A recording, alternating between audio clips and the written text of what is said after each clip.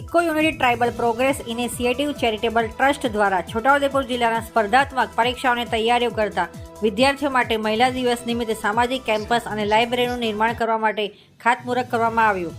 જે આયોજનમાં છોટાઉદેપુર જિલ્લા પંચાયતના કારોબારી અધ્યક્ષ શર્મિલાબેન રાઠવા, છોટાઉદેપુર તાલુકા પંચાયતના પ્રમુખ કલ્પનાબેન રાઠવા તેમજ છોટાઉદેપુર નગરપાલિકા નવનિયુક્ત પ્રમુખ મંજુલાબેન કોહલી તેમજ છોટાઉદેપુરના અલગ અલગ કચેરીઓમાં શોભાયમાન એવા મહિલા અધિકારીઓના હાથે ખાતમુહૂર્ત કરવામાં આવ્યું હતું।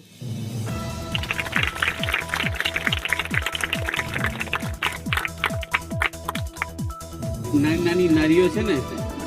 ભવિષ્યનું એક ઉજ્જવળ, ભારતનું એક ઉજ્જવળ ભવિષ્ય આ બહેનો। આજરોજ 8મી માર્ચ વિશ્વ મહિલા દિવસની ઉજવણી પ્રસંગે આજે વસેડી ખાતે એક નાનકડું આયોજન કરવા માટે eco unity tribal charitable trust Chhotaudepur દ્વારા એક પ્રયત્ન હાથ ધરવામાં આવેલા છે, જેમાં આજના પ્રસંગે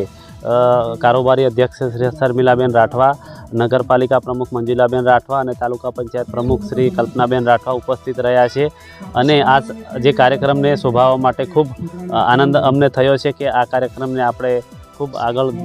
જિલ્લામાં વધે એના માટે એક ખાતમુહૂર્ત કરવામાં આવ્યું છે, જેમાં એક લાઇબ્રેરી બનશે, એક સામાજિક કેમ્પસ પણ ઊભું થશે અને ભવિષ્યમાં આ જગ્યા ઉપર કદાચ મોટું બિલ્ડિંગ બને અને